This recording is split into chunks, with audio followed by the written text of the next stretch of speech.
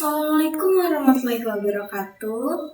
Halo everyone, perkenalkan nama saya Sabrina Zahra, mahasiswi Universitas Teknokrat Indonesia, program studi S1 Informatika dari kelas IF 23 EFX NPM 23312235, mata kuliah Analisis dan Strategi Algoritma, materi konsep dasar algoritma, dosen pengampu Miss Ajeng Safitri MKom.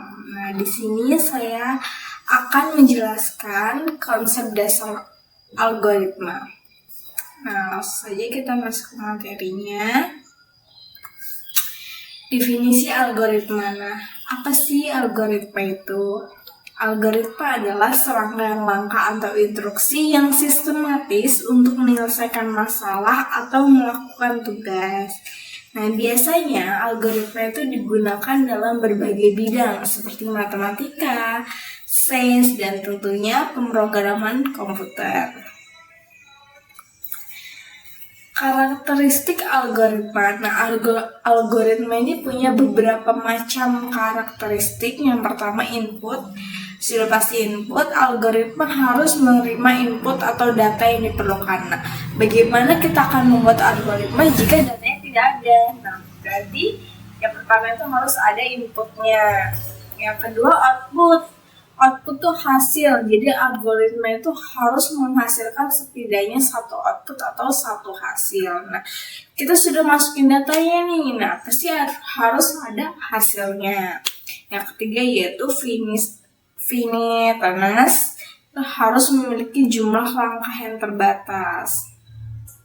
Yang keempat, definiteness, setiap langkah tuh harus jelas dan tidak ambigu, jadi langkahnya tuh harus jelas nih maunya apa dari awal sampai akhir. Nah, yang kelima itu efektif, jadi setiap langkah harus dapat dilakukan dengan mudah. Betul. Jadi kita tuh buat algoritma itu supaya mempermudah kerja kita. Nah, jenis algoritma sebenarnya ada banyak. Jadi di sini saya masukkan 3. Yang pertama itu algoritma berurutkan, yaitu langkah-langkah yang dilakukan satu persatu. Jadi langkah-langkahnya tuh dilakukan dari awal sampai akhir itu secara berurutan. Yang kedua yaitu algoritma percabangan, yaitu memiliki keputusan atau kondisi untuk menentukan langkah berikutnya. Nah, jadi ada bisa iya dan bisa tidak. Nah, yang ketiga yaitu algoritma perulangan. Algoritma perulangan ini yaitu untuk mengulangi langkah-langkah tertentu sampai kondisinya terpenuhi. Yaitu selanjutnya itu notasi algoritma. Jadi algoritma itu punya notasi. Yang pertama pseudocode, yaitu notasi algoritma yang menggunakan bahasa manusia yang mudah dipahami. Nah, yang kedua yaitu flowchart. Flowchart itu notasi grafis yang menggambarkan alur dan langkah-langkah algoritma.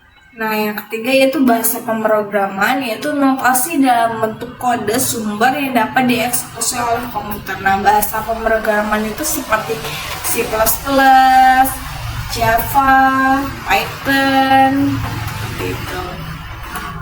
Nah, ini ada contoh algoritma sederhana. Ada contoh algoritma membuat teh. Yang pertama yaitu panaskan air. Nah, air ini udah pasti inputnya adalah kita panaskan air. Yang kedua yaitu letakkan teh celup di cangkir. Nah, letakkan teh celup di cangkir ini termasuk proses. Tuangkan air panas ke cangkir juga termasuk proses. Nah, yang keempat, tunggu selama 5 menit. Outputnya berarti tehnya sudah jadi karena harus ditunggu selama 5 menit. Nah, opsionalnya itu tambahkan gula atau susu jika diperlukan.